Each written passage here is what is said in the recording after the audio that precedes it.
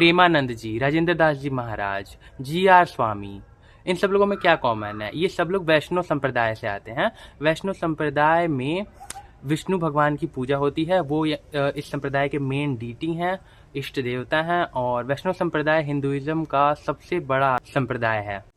कई लोग ऐसा क्लेम करते हैं कि जो वेद हैं वो भी 5वीं 6वीं शताब्दी में लिखे गए थे और इससे पहले सनातन धर्म या हिंदुइज्म जैसी कोई चीज़ नहीं थी।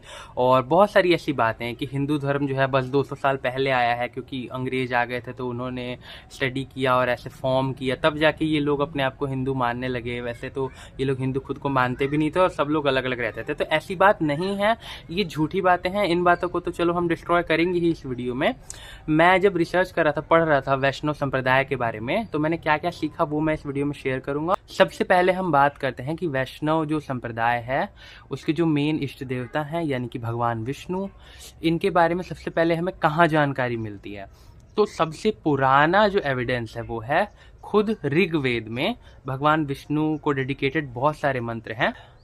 तो जब वेद शुरू होते हैं तो सबसे उसमें जो प्रीडोमिनेंट जो देवता होते हैं वो लोग होते हैं भगवान इंद्र या अग्निदेव, और ऐसे करके होता है उसमें, ठीक है। पर उसमें विष्णु भगवान के बारे में भी थोड़ी बहुत बातें लिखी होती हैं, बट एज अ देवता लिखी होती हैं। पर जैसे जैसे ऋग्वेद आगे बढ़ता है उसमें हमें देखने को मिलता है कि कई जगहों पे तो इंद्र को बहुत सुपीरियर बताया गया है और विष्णु भगवान को उनका छोटा भाई की तरह भी दिखाया गया है, मतलब सेकेंडरी दिखाया गया है। जब धीरे धीरे ऋग्वेद आगे बढ़ता है तो हम उसमें देखते हैं कि भगवान विष्णु को ऐसे भी डिस्क्राइब किया गया है कि सारे लोकों में फैला हुआ, मतलब हर चीज़ के आर पार जाती हुई एक शक्ति जो कि हर जगह है। यूनिवर्स में कोई ऐसी जगह नहीं है जहाँ पर ये जो भगवान विष्णु हैं ये अवेलेबल नहीं है वहाँ पर। तो इस तरीके से डिस्क्राइब किया जाने लगता है ऋग्वेद में आगे चल के। और फिर धीरे धीरे यज्ञ होने लगते हैं भगवान विष्णु के लिए, बहुत सारी चीज़ें। फिर धीरे धीरे लोग इंद्र देवता की पूजा करना छोड़ देते हैं और भगवान विष्णु की पूजा करने लगते हैं। और ये शिफ्ट हमें खुद ही ऋग्वेद में भी देखने को मिलता है, कैसे कैसे इंद्र सबसे स्ट्रॉन्गेस्ट देवता थे वैदिक टाइम्स में, और उसके बाद फिर धीरे धीरे विष्णु की तरफ ज़्यादा जो है फोकस होने लगता है। और विष्णु भगवान को ऐसे भी डिस्क्राइब किया जाता है सर्वशक्तिमान, हर जगह हर समय देखने वाले, सबका पालन करने वाले। सस्टेनर वाली जो इमेज आजकल जो फेमस है वो धीरे धीरे इंट्रोड्यूस होने लगती है जैसे जैसे ऋग्वेद आगे बढ़ता है। तो सबसे पहला जो प्रूफ है वैष्णव संप्रदाय के सबसे पुराने होने का वो यहीं से शुरू हो जाता है कि विष्णु भगवान की पूजा करने वाले लोग वैदिक टाइम से ही यहाँ पर इंडिया में पाए जाने लगते हैं। अब ऋग्वेद जो है ओल्डेस्ट स्क्रिप्चर है, ओल्डेस्ट टेक्स्ट है ह्यूमैनिटी का, उसकी एज तो बहुत पुरानी है, पर जो मॉडर्न लोग हैं उसको रखते हैं 1500 से 1200 BC के बीच में, जो कि सारे मॉडर्न रिलीजन से, क्रिश्चियनिटी, इस्लाम, बुद्धिज़्म और जो मॉडर्न हिंदुइज्म है, चाहे और भी जितने नए रिलीजन छोटे मोटे हैं, उन सबसे बहुत पुराना। ऋग्वेद के बाद जो हमारे पास भारत में वैष्णव संप्रदाय के होने का, भगवान विष्णु के और विष्णु के अवतारों की पूजा होने का जो प्रूफ मिलता है, हिस्टोरिकल प्रूफ, वो हमें मिलता है मेगास्थनीज से। ये सेल्यूकस निकेटर और चंद्रगुप्त के कोर्ट में रहता था, जो कि कहा जाता है कि पहला ग्रीक हिस्टोरियन था जिसने इंडिया की हिस्ट्री लिखी थी। तो इसने लिखा था और डिस्क्राइब किया था कि यहाँ पर एक कोई देवता है जिसकी पूजा की जाती है मथुरा रीजन में, और बहुत जोरों शोरों से इसकी पूजा की जाती है। और इन्होंने डिस्क्राइब किया था उस देवता को इसी मतलब हीरो की तरह। तो और क्योंकि देखो जो श्री कृष्ण है वो मथुरा वृंदावन में जो उनकी लीलाएं हैं और जो भी बातें कथाएं हैं वो बहुत फेमस है और किसी हीरो से कम नहीं है। तो यहाँ पर एक हिस्टोरिकल प्रूफ हमें मिलता है। अब कई लोग कहेंगे कि नहीं, पर उसने नाम दूसरा दिया था। देखो उसने ग्रीक नाम दिया था हेराकल्स, पर देखो वो अपनी भाषा में लिख रहा था बुक, तो वो अपने नाम भी देगा। जैसे हम भी कई वेस्टर्न नामों को हिंदी में अलग कर देते हैं, हम लोग अलेक्जेंडर को सिकंदर कर देते हैं, उसी तरीके से उसने भी अपना नाम दिया था। पर मथुरा में और इस रीजन में और पूजा हो रही है हीरो जैसे एक गॉड की, तो आप समझ सकते हो किसकी बात कर रहा है। तो ये बात हो रही है 300 BCE की। ये ऋग्वेद के लिखे जाने के कई 100 साल बाद, मतलब बहुत टाइम बाद की बात हो रही है। तो जब ऋग्वेद में भगवान विष्णु का मेंशन हो सकता है और कई लोग नहीं मानते कि भगवान कृष्ण रहे होंगे। ऑफ कोर्स जो उनके अराउंड स्टोरीज हैं इसीलिए लोग नहीं मानते हैं, वरना भगवान कृष्ण के होने कोई इतनी बड़ी बात नहीं है कि भगवान कृष्ण नहीं हो सकते हिस्ट्री में। मैगस्थनीज के बाद हमारे पास जो प्रूफ मिलता है ये सबसे सॉलिड आर्कियोलॉजिकल हिस्टोरिकल प्रूफ है इंडिया में वैष्णव संप्रदाय के होने का, भगवान विष्णु की पूजा होने का, और ये है हीलियोडोरस का पिलर जो कि विदिशा मध्य प्रदेश में है। हीलियोडोरस के पिलर पर ब्राह्मी इंस्क्रिप्शन में लिखा हुआ है कि इस पिलर को किसने बनवाया है और क्यों बनवाया है। हीलियोडोरस एक ग्रीक व्यक्ति था जो खुद को एक भागवत कहता था, यानी भगवान में मानने वाला। भागवत उन लोगों को कहते हैं जैसे विभीषण जी को, हनुमान जी को, तो वो भी खुद को भागवत कहता था। वो श्री विष्णु जी की पूजा करता था और अपने आप को उनका भक्त कहता था, जबकि ये ग्रीक व्यक्ति था और इसने ये पिलर बनाया था जिसका नाम है गरुण ध्वजा। इसने खुद इसका नाम रखा था और इसने भगवान विष्णु के लिए बनवाया था। भगवान को ये वासुदेव कहता था, वासुदेव नाम से पूजा करता था। तो ब्राह्मी में इंस्क्रिप्शन लिखा हुआ है हीलियोडोरस के पिलर पे, जो कि मैं लिख के लाया, मैं आपको पढ़ के सुनाता हूँ। उसका इंग्लिश ट्रांसलेशन क्या है फिर मैं आपको हिंदी में बताता हूँ।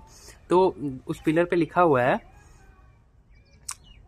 The Garuda pillar of Vasudeva the god of gods was erected by Heliodorus, a Bhagavata, son of Dion from Takshashila. तो हो सकता है कि तक्षशिला पढ़ने आए हों और तब ये पढ़े हों वैष्णव संप्रदाय के बारे में या फिलोसफीज के बारे में उस टाइम पे। हीलियोडोरस का पिलर उन लोगों के मुंह पे एक तमाचा है 113 बीसी में।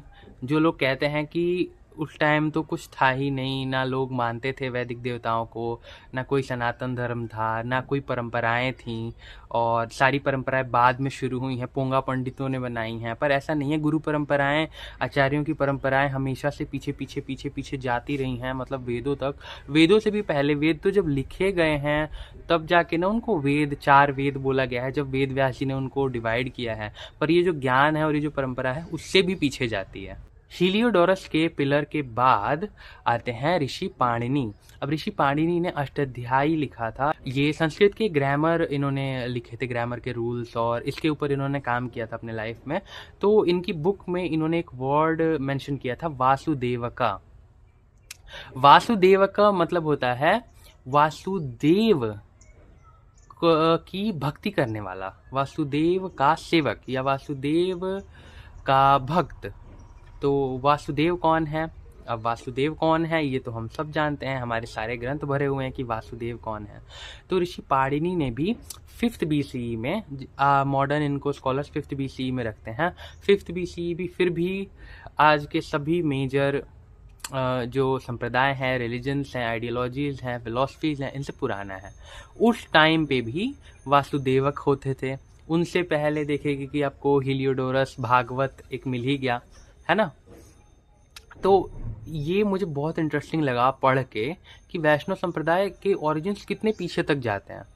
हालांकि इसका एक सॉलिड संप्रदाय के रूप में एवोल्यूशन वैदिक काल के बाद ही हुआ है, पर फिर भी कई हजारों सालों की जो ये हेरिटेज है वैष्णव संप्रदाय की, ये बहुत इंटरेस्टिंग है और इसके ऊपर और हमें कुछ पढ़ना लिखना चाहिए। इसके ऊपर बहुत सारी फेमस बुक्स हैं वैसे तो अवेलेबल, कभी टाइम मिले तो आपको ज़रूर चेक करनी चाहिए। तो ये थे कुछ हिस्टोरिकल और आर्कियोलॉजिकल प्रूफ्स, और ये बताते हैं कि इतना पुराना है वैष्णव संप्रदाय, इससे भी पुराना है।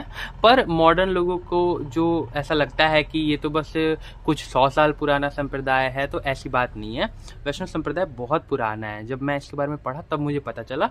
मुझे भी लगता था कि यार इतनी डिटेल और इतनी सारी बातें तो रिसेंट टाइम में ही लिखी जा सकती हैं, पर ऐसा नहीं है। अब आ जाते हैं कि वैष्णव संप्रदाय के मुख्य ग्रंथ कौन कौन से होते हैं। सबसे पहले तो हैं वेद।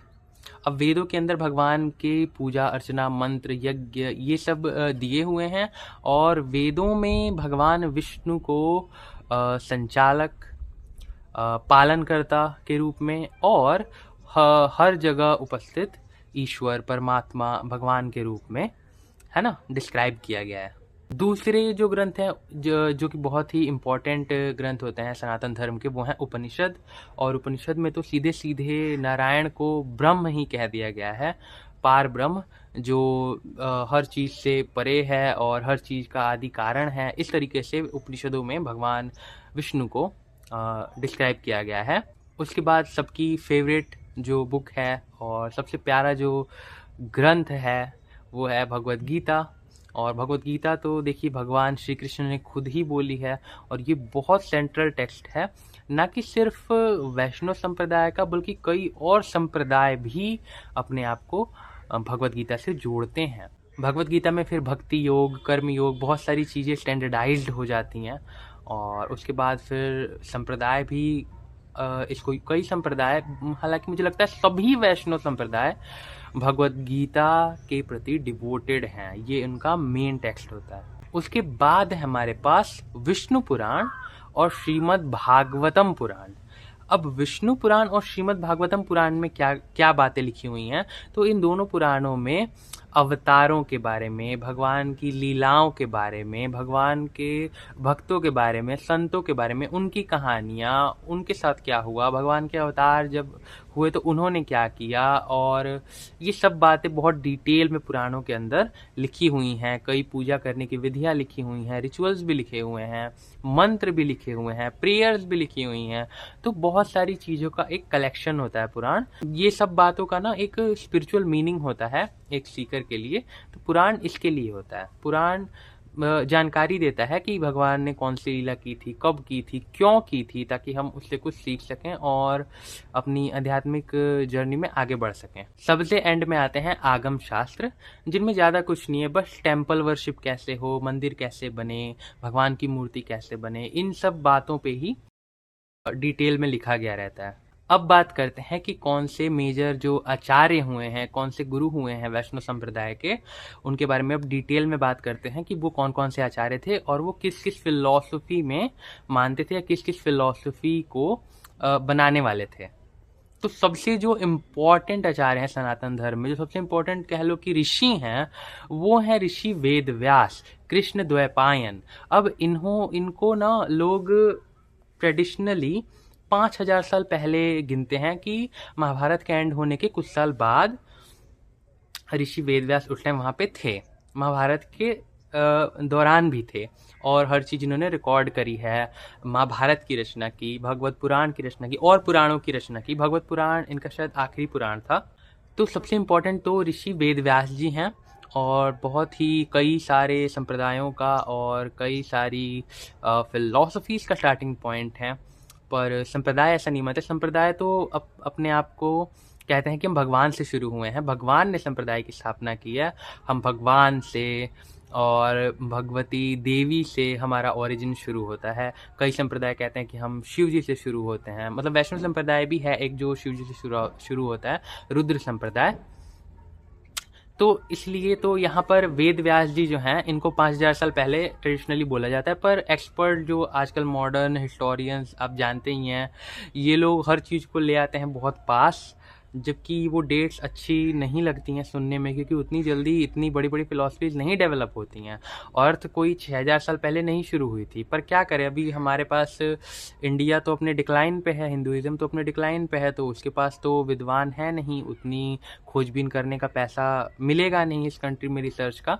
तो जो वेस्टर्न एक्सपर्ट्स हैं उनकी बातों को ही हमें मानना पड़ता है, सुनना पड़ता है, एक्सेप्ट करना पड़ता है, और वो इसके लिए एविडेंस भी अपने देते हैं जो कि ठीक करते हैं। यार वो लोग अपना काम अच्छे से कर रहे हैं, हमें उनसे सीखना चाहिए, डिवोटेड होकर काम करना विज्ञान के लिए, धर्म के लिए, दर्शन के लिए। तो वो लोग और कम कर देते हैं डेट वेद व्यास जी की। पर चलिए, वेद व्यास जी आप समझ जाइए कि इन्होंने ही वेदों को डिवाइड किया, पुराणों को लिखा, तो एक सेंट्रल फिगर है, ठीक है। उनके बाद परंपरा आगे बढ़ी, कई आचार्य हुए, बहुत तगड़े तगड़े आचार्य हुए, बहुत अच्छे अच्छे उन्होंने ग्रंथ लिखे, भाष्य किए, पर कई सारे भाष्य खो चुके हैं। हमारे पास शंकराचार्य जी से पहले के शायद गीता के भाष्य अवेलेबल नहीं हैं एट द मोमेंट, वो सब मैन्युस्क्रिप्ट्स खो चुके हैं।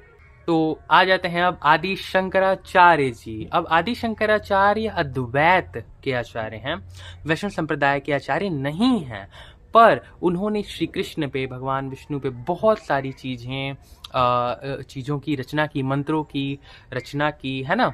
और उन्होंने भाष्य लिखा विष्णु सहस्त्रनाम पे, भगवद गीता पे, उपनिषदों पे। तो बहुत इम्पॉर्टेंट है वो फिलॉसफी के डेवलपमेंट में, और उनको आपको पढ़ना चाहिए। वो उस टाइम पे वो मतलब उनका जन्म हुआ था जब इंडिया में मेजर जो रिलीजन था वो बुद्धिज़्म था, और हिंदुइज़्म ऑलमोस्ट लेस देन 5% बचा हुआ था, कहीं कहीं बचा हुआ था। कोई इसका ऑर्गेनाइजेशन नहीं था, सब कुछ बिखर चुका था, और जो ट्रेडिशन है वो धीरे धीरे ख़त्म हो रहा था। तो आदि शंकराचार्य का बहुत इंपॉर्टेंट रोल रहा है। अगर आज हम लोग हिंदुइज़्म में जो जो भी संप्रदाय हैं उनको देख पा रहे हैं कि वो अभी जिंदा हैं, उनकी स्थापना में, उनको स्ट्रेंथन करने में, उनको डेवलप करने में जो योगदान आदि शंकराचार्य जी का है, वो हमें एक्नॉलेज करना चाहिए। अब बात करते हैं उन सभी वैष्णव आचार्यों पे जो कि इतिहास में हुए हैं, और उन्होंने कौन सी फिलॉसफी को फॉलो किया है या आगे बढ़ाया है। रामानुजाचार्य। अब रामानुजाचार्य 11वीं से 12वीं शताब्दी के बीच में इनका जन्म हुआ था इंडिया में, और इन्होंने जो फिलॉसफी दी थी वो थी विशिष्टाद्वैत वेदांत। और इन्होंने गीता के ऊपर, ब्रह्म सूत्र के ऊपर, उपनिषदों के ऊपर भाष्य लिखे थे, जो कि आप अभी भी खरीद के पढ़ सकते हैं। मेरे ख्याल से उसको श्री भाष्य कहा जाता है। ये बुक आप अभी भी पढ़ सकते हैं। आचार्य रामानुज ने आदि शंकराचार्य की फिलॉसफी के को रिस्पॉन्ड करते हुए अपनी फिलॉसफी और अपने भाष्य लिखे थे। और इन्होंने सिर्फ भाष्य ही नहीं लिखे, इन्होंने चैलेंज कर दिया था उस टाइम के सभी संप्रदाय और जो लोग थे जो विश्वास रखते थे कि सिर्फ ऊंची जाति के लोग या एक खास वर्ण के लोग ही आत्मज्ञान पा सकते हैं, आध्यात्मिक क्रियाएं कर सकते हैं, बाकी दूसरी कोई नीची जाति का है या कोई और है तो वो नहीं कर सकता है। तो इन चीज़ों का इन्होंने खंडन किया था। इन्होंने बताया था कि जो आध्यात्मिक संप्रदाय में जुड़ गया, जिसने दीक्षा ले ली, अब वो ये सब छोटी और ऊंची बड़ी चीज़ों का डिफरेंस उस पर लागू नहीं होगा। और उन्होंने गांव-गांव जाकर लोगों को मंत्र तो दिया ही था, वो सीक्रेट मंत्र जो सिर्फ लोगों के कान में दिया जाता था और सिर्फ उनका वर्ण पूछ के दिया जाता था, उस मंत्र को इन्होंने फ्री में जाके गांव-गांव में दिया था, और कहा था अपने उन शक्तिशाली शिष्यों से और जो लोग इनका सपोर्ट करते थे कि सेवा करो और गरीबों की हेल्प करो, जो ये लोग पीड़ित हैं इनकी सहायता करो। और सेवा को और भक्ति को उन्होंने जोड़ा था। और उन्होंने ये भी कहा था कि अगर आपके जीवन में भक्ति है और आप भगवान की शरणागति होकर बस अच्छे काम करते रहोगे तो आप मुक्त हो जाओगे। तो उन्होंने बहुत सारी ऐसी चैलेंजेस भी फेस किए जिसकी वजह से उनको ना बहुत ज़्यादा हेट भी मिला अपने टाइम पे, पर वो तो असली आचार्य थे, असली सनातनी थे, सिंह की तरह खड़े रहे और किसी से डरे नहीं। उन्होंने भाई ये चीज़ों का विरोध किया। उनकी फ़िलॉसफी जो विशिष्ट अद्वैत वेदांत की थी वो ये थी कि ये यूनिवर्स, सभी देवी देवता, हम सब सोल्स, हर चीज, प्रकृति, सब भगवान का, ब्रह्म का हिस्सा है। ब्रह्म भी सच है, जगत भी सच है, जो कि पहले ब्रह्म सत्यम जगन मिथ्या, जो शंकराचार्य जी के साथ ये वाक्य जोड़ा जाता है अक्सर, उनकी फिलॉसफी को समराइज करने के लिए लोग बोलते हैं। तो रामानुजाचार्य ने कहा कि ब्रह्म भी सच है, जगत भी सच है, मतलब यूनिवर्स तो सच है ही, और हम सब भी सच हैं, पर हम सब अलग अलग फील होते हैं, पर हम पार्ट हैं उन्हीं भगवान विष्णु का, परमात्मा के शरीर का ही हम पार्ट हैं। जैसे कि ना अर्थ, सैटर्न, जुपिटर, ये सब प्लैनेट्स भी हैं, पर अगर हम ऐसे कहें तो यूनिवर्स का हिस्सा है, मतलब यूनिवर्स का हिस्सा है ना, वैसे ही हम लोग इंसान हैं, हम भी यूनिवर्स का भी हिस्सा है एक ही टाइम पे, और हम इंसान भी हैं।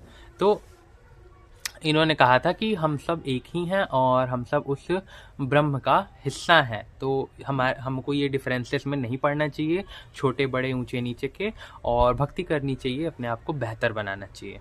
उसके बाद दूसरे नंबर पे आते हैं मध्वाचार्य जी, जिन्होंने दिया था द्वैतवाद का सिद्धांत दिया था कि नहीं, परमात्मा अलग है और आत्मा अलग है। और फिर इस द्वैतवाद के बारे में मेरे को ज़्यादा भी इंफॉर्मेशन नहीं है, उस पर मैंने रिसर्च नहीं किया, लेकिन फिर इसको वो ऐसे बताते हैं लोग कि जैसे परमात्मा और आत्मा को शंकराचार्य जी ने एक ही माना था, तो उसी तरीके से ये कहते हैं कि परमात्मा और आत्मा एक नहीं है। मध्वाचार्य की ये फिलॉसफी थी। ये 13वीं शताब्दी में हुए थे, और ड्यूअलिज्म के यानी कि द्वैतवाद के सबसे बड़े फिलॉसफर इंडिया में मध्वाचार्य को ही माना जाता है। तो इनके संप्रदाय में भी विष्णु भगवान जो है वो है सुप्रीम, उनसे बड़ा कोई नहीं है, और भक्ति और नॉलेज के थ्रू ही जीवन को बिताना है। ज़्यादा डिफरेंसेस नहीं होते हैं वैष्णव संप्रदायों के जीवन जीने के तरीके में, पर उनकी फ़िलॉसफ़ी और उनकी दुनिया को देखने के पर्सपेक्टिव में ही ज़्यादातर अंतर हमें देखने को मिलता है। उसके बाद आते हैं वल्लभाचार्य। 15वीं से 16वीं शताब्दी के बीच वल्लभाचार्य इंडिया में रहते थे और इन्होंने फ़िलॉसफ़ी दी थी शुद्ध अद्वैत की। तो शुद्ध अद्वैत की जो फ़िलॉसफ़ी है और वल्लभाचार्य का जो वैष्णव संप्रदाय है, उसमें क्या होता है कि उसमें माना जाता है कि कृष्ण ही सब जगह हैं। जो भी हम देख रहे हैं वही सब चीज़ जो भी फील कर रहे हैं वो सब कृष्ण है। तो फिर स्पिरिचुअल प्रैक्टिस का मतलब क्या? अगर हर चीज़ कृष्ण ही है तो स्पिरिचुअल प्रैक्टिस कौन करेगा? तो स्पिरिचुअल जो प्रैक्टिस है, जो साधना है, जो चीज़ें करनी है, जो फॉलो करनी है संप्रदाय में, वो है हमारे मन के लिए और हमारे अहंकार के लिए। तो इनके लिए है हर चीज़। और जो मुक्ति मिलेगी वो भगवान की कृपा से, यानी कि ग्रेस से मिलेगी। तो ये फ़िलॉसफ़ी था और इसके बारे में मुझे और अभी पढ़ना है शुद्ध अद्वैत के बारे में, पर इन्फॉर्मेशन के लिए इनकी फ़िलॉसफ़ी इस तरीके की है कि हर चीज़ कृष्ण ही है और कृष्ण में ही है। तो मैं संप्रदायों के जो पहले आचार्य हुए हैं बस उनको ही इस वीडियो में काउंट कर रहा हूँ। मैं बीच के जो बाद में भी और अच्छे आचार्य हुए उनको नहीं काउंट कर रहा हूँ। श्री रामानुजाचार्य के इस संप्रदाय में आगे चल के रामानंदाचार्य जी भी हुए थे, जो कि कबीरदास जी, रविदास जी, धन्ना जी, ऐसे लोगों के गुरु बने थे। तो मैं उनको नहीं इस वीडियो में काउंट कर रहा हूँ क्योंकि वो एक ही संप्रदाय के थे। अब आते हैं चैतन्य महाप्रभु। हाँ, और इनकी फ़िलॉसफ़ी है अचिंत्य अभेदा भेद, मतलब परमात्मा और आत्मा एक ही समय पर एक भी है और अलग भी है। इसको हम उसी एग्जाम्पल से समझेंगे कि एक ही टाइम पे हम यूनिवर्स भी हैं और यूनिवर्स से अलग भी हैं, है ना। यूनिवर्स भी हमें कहा जा सकता है, अर्थ को कहा जाएगा यूनिवर्स का ही हिस्सा है, पर अर्थ भी है वो एक ही टाइम पे। तो इस तरीके से मैं इनकी फ़िलॉसफ़ी को देखता हूँ। मैंने एक आध बुक्स पढ़ रखी हैं इनके बारे में। इन्होंने हरिनाम संकीर्तन को फेमस किया और हरिनाम संकीर्तन को युग धर्म बताया कि कलयुग में हरिनाम को लेने से, हरिनाम संकीर्तन करने से, गाने से, सुनने से, जपने से ही मुक्ति हो सकती है। और ये बहुत सिंपल चीज़ इन्होंने दी चैतन्य महाप्रभु ने, और चैतन्य महाप्रभु ने ये चीज़ पूरे वर्ल्ड को दी है। चैतन्य महाप्रभु के शिष्य तो मुस्लिम भी रह चुके हैं। उनके सबसे फेमस शिष्य जो मुस्लिम थे वो थे हरिदास जी, जो कि मतलब भक्तों में भी भक्त उनको बोला जाता है, और उन्होंने वो स्टेटस प्राप्त किया। इससे क्या हुआ कि जो सोसाइटी में जो कास्ट सिस्टम था बहुत रिजिड था कि नहीं, ऐसा नहीं हो सकता, कोई अपने आप को बदल नहीं सकता, कोई शूद्र है, कोई मलेच्छ है, कोई कौन है, कोई नीच है, और बहुत सारी चीज़ें। तो ऐसा नहीं है, उन्होंने सबको अपना शिष्य बनाया और सबको हरिनाम में दीक्षा दी। उन्हीं की फ़िलॉसफ़ी पे आगे चल के आप देखते हो कि इस्कॉन की स्थापना हुई और कैसे वर्ल्ड में हरिनाम संकीर्तन फैला इंटरनेशनली। बहुत सारे, अब तो हर देश में श्री कृष्ण भगवान का मंदिर बन चुका है। तो ये सब चीज़ें जो श्री चैतन्य महाप्रभु से रिलेटेड है। पर चैतन्य महाप्रभु के अपने भी ग्रंथ हैं। उनके संप्रदाय में गौड़ीय संप्रदाय बोला जाता है, और वहाँ पे चैतन्य महाप्रभु की टीचिंग्स पे चलता है संप्रदाय, जिसमें सेवा करनी होती है, नाम जप करना होता है, आचार्यों को और गुरुओं की जो टीकाएँ हैं पढ़नी होती हैं। ऐसे करके बहुत सुंदर वैष्णव संप्रदाय है श्री चैतन्य महाप्रभु का। तो ये थे कुछ सबसे मेजर आचार्य, उनकी फ़िलॉसफीज़ और उनके संप्रदाय, जो कि ये सब लोग वैष्णव संप्रदाय के आचार्य कहे गए हैं। और हिस्ट्री में यही लोगों ने फ़िलॉसफीज़ को, है ना, शुरू किया है। एक दूसरे की फ़िलॉसफीज़ के रिस्पॉन्स में किसी ने शुरू किया, किसी ने अपनी रियलाइजेशन को लिखा, और ऐसे करके नॉलेज सिस्टम्स को डेवलप किया। देखो, मैंने जितनी भी अभी फ़िलॉसफी डिस्क्राइब की है, मैं जानता हूँ मैंने बहुत गलतियाँ की हैं, प्लीज़ मुझे माफ़ कर दो, क्योंकि मैं सीख रहा हूँ चीज़ों को, और आपको भी सीखना चाहिए, पढ़ना चाहिए। तो और दूसरी बात, अगर मैं चीज़ समझ भी गया हूँ तो मैं एक वीडियो में पूरे वैष्णव संप्रदाय की हिस्ट्री, उसकी फ़िलॉसफी की जो बारीकियाँ हैं, वो सब हर संप्रदाय के लिए मैं नहीं रिप्रेजेंट कर सकता हूँ। मैं शॉर्ट में एक्सप्लेन कर रहा हूँ। मुझे पता है आप लोग कमेंट में जाके बोलोगे कि ये क्या, ऐसा नहीं होता है, वैसा होता है। हम यहाँ डिबेट करने के लिए नहीं, इन्फॉर्मेशन लेने के लिए, ज्ञान लेने के लिए इकट्ठा हुए हैं, और हमें सीखना है कि यार अपने धर्म के बारे में जानना है हमें डिटेल में। अभी तो मैं एक नया क्रिएटर हूँ, तो भाई मेरे को वीडियोस रेगुलरली पोस्ट करने में थोड़ा प्रॉब्लम होता है। मेरे हेल्थ इश्यूज़ भी हैं ना, मेरे को थोड़ा टाइम लगाना पड़ता है। और एक बार मुझे समझ आ चुकी है कि इंडिया में लोग आउटडोर क्यों नहीं रिकॉर्ड करते हैं, लोग घरों में स्टूडियो क्यों बनाते हैं, क्योंकि बाहर देखो कहीं माइक बज रहा है, कहीं बाइक हॉर्न बजा रही है, कि ट्रक हॉर्न बजा रहे हैं, और मेरा घर तो रेलवेज के पास में है, तो ट्रेन जाने लगती है, उसके बीच मेरे को बहुत कट लगाने पड़ते हैं वीडियो में नॉर्मल एक बात करने के लिए। बहुत एक टायरिंग ये एक्सपीरियंस होता है वीडियो रिकॉर्ड करना, पर फिर भी मैं पूरी कोशिश करता हूँ कि अच्छी क्वालिटी की वीडियोस बनाऊँ। तो प्लीज़ अगर मेरी वीडियोस को आप सपोर्ट करना चाहते हो तो सब्सक्राइब कर लो, और कमेंट करके बताओ कि कैसा लगा, क्या आप एक वैष्णव हो, और अगर वैष्णव हो तो आप किस संप्रदाय से हो, या आपको कौन सी चीज़ अच्छी लगी इस वीडियो के बारे में, वो भी आप मुझे कमेंट करके बता सकते हो। ठीक है, फिर मिलते हैं अगले वीडियो में।